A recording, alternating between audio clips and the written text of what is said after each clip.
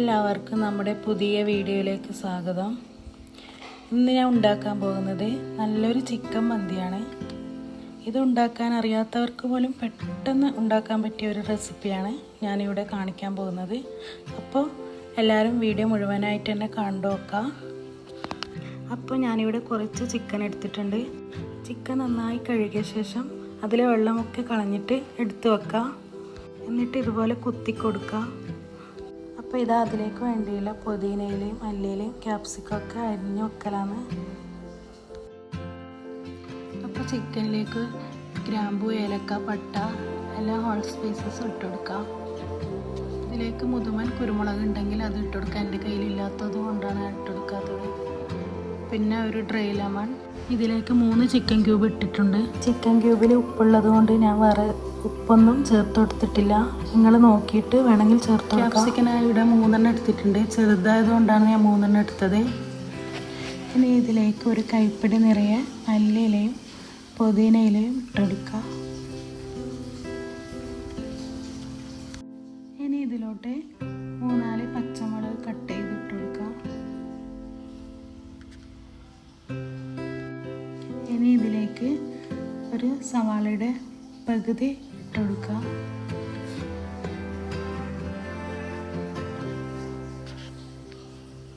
അടുത്തതായി ഇഞ്ചി വെളുത്തുള്ളി പേസ്റ്റ് ഇട്ട് കൊടുക്കുക. 1 സ്പൂൺ മതി കേട്ടോ. ഇനി ഇതിലോട്ട് ചെറിയ ജീരകം പൊടിച്ചത് 2 ടേബിൾ സ്പൂൺ ഇട്ട് കൊടുക്കുക. ഇനി നമ്മൾക്കിതിലേക്ക് 1 ടേബിൾ സ്പൂൺ കാശ്മീരി മുളക് പൊടി ചേർത്ത് കൊടുക്കുക. ഇനി ഞാൻ ഇതിലോട്ട് സൺഫ്ലവർ ഓയിലാണ് ഒഴിക്കുന്നത്. നിങ്ങൾക്ക് ഇഷ്ടമുള്ള വെജിറ്റബിൾ ഓയിൽ ഒഴിക്കുക കേട്ടോ.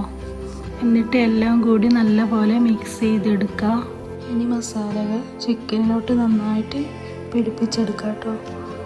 ഇനി അരമണിക്കൂർ ഇത് മാരിനേറ്റ് ചെയ്ത് മാറ്റി വെക്കാം കേട്ടോ. നമുക്ക് സമയം ഉണ്ടെങ്കിൽ 1-2 മണിക്കൂർ വെക്കുന്നത് നല്ലതായിരിക്കും. ഇവിടെ അടച്ച് വെച്ചിട്ടുണ്ട്. ഇനി നമുക്ക് വേണ്ടത് അരിയാണ്. ഞാനിവിടെ എടുത്തിരിക്കുന്നത് 2.5 കപ്പ് ബസ്മതി അരിയാണ്. ഒരു അരമണിക്കൂർ വരെ ഇതിങ്ങനെ കുതിരാൻ വെക്കാം. ഇനി ചിക്കൻ വേവിക്കാൻ വെക്കാം. അപ്പോൾ ഇതാ ചിക്കനൊക്കെ നന്നായി ഒരു ഭാഗം വെന്തിട്ടുണ്ട്. ഇനി മറിച്ചിട്ട് കൊടുക്കുക. എന്നിട്ട് കുറച്ച് നേരം വേവിക്കാം. അപ്പോഴേക്കും കുതിരാൻ വെച്ച അരി കഴുകിയിട്ട് അരിപ്പയിലോട്ട് മാറ്റാം. ചിക്കനൊക്കെ നന്നായി വെന്ത് വന്നിട്ടുണ്ട് കേട്ടോ. ഇനി ഇത് നമുക്ക് ഓരോന്നായി മാറ്റി വെക്കാം.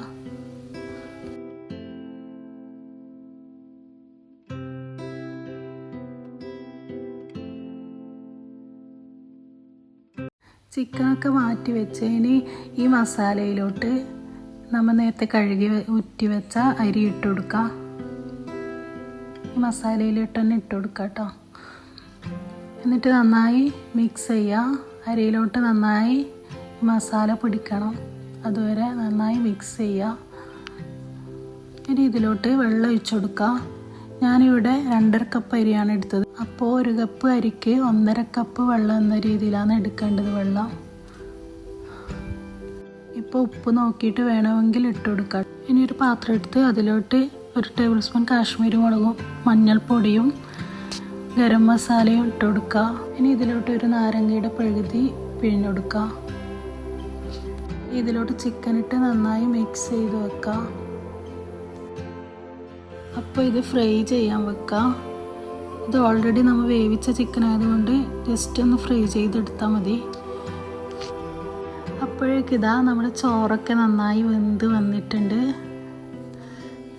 ഇനി മന്തിയുടെ റൈസ് കാണാൻ ഒരു ഭംഗിക്ക് വേണ്ടി നമുക്ക് വേണമെങ്കിൽ റെഡ് ഫുഡ് കളറ് വേണമെങ്കിൽ ചേർത്ത് കൊടുക്കാം. ഇനി ഇതിലോട്ട് നമ്മൾ നന്നായി മുരിച്ചെടുത്ത ചിക്കൻ കഷ്ണങ്ങളെല്ലാം ഒഴിച്ചു കൊടുക്കാൻ കേട്ടോ.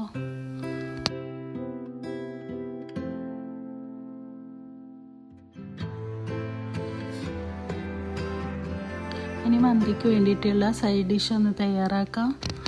അതിനായി ഒരു മിക്സിയുടെ ജാർ എടുക്കുക. അതിലേക്ക് മല്ലിയിലയും പുതിനയിലയും ഇട്ട് കൊടുക്കുക. ഇനി ഒരു ചെറിയ കഷ്ണം സവാള ഇട്ട് കൊടുക്കുക.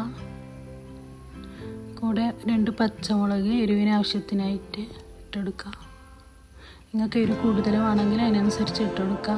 വെളുത്തുള്ളി ഇട്ട് കൊടുക്കുക. ഞാനിവിടെ 5 വെളുത്തുള്ളി എടുത്തിട്ടുണ്ട്. ചെറുതായത് കൊണ്ടാണ് 5 എടുത്തത്. വലുതാണെങ്കിൽ ഒരു 2 മതിയാവും. ഇനി ഇതിലേക്ക് കുറച്ച് സുർക്ക ഒഴിച്ച് കൊടുക്കുക. ആവശ്യത്തിന് ഉപ്പിട്ട് നല്ലതുപോലെ അരച്ചെടുക്കുക. അപ്പോൾ നമ്മുടെ സൂപ്പർ ടേസ്റ്റി ആയിട്ടുള്ള മന്തി സൈഡ് ഡിഷ് ഇവിടെ റെഡി ആയിട്ടുണ്ട്. അപ്പോൾ എല്ലാവരും ഇതൊന്ന് ട്രൈ ചെയ്ത് നോക്കുക. അപ്പോൾ വീഡിയോ ഇഷ്ടമായെങ്കിൽ സബ്സ്ക്രൈബ് ചെയ്യുക, ലൈക്ക് ചെയ്യുക, കമൻറ്റ് ചെയ്യുക.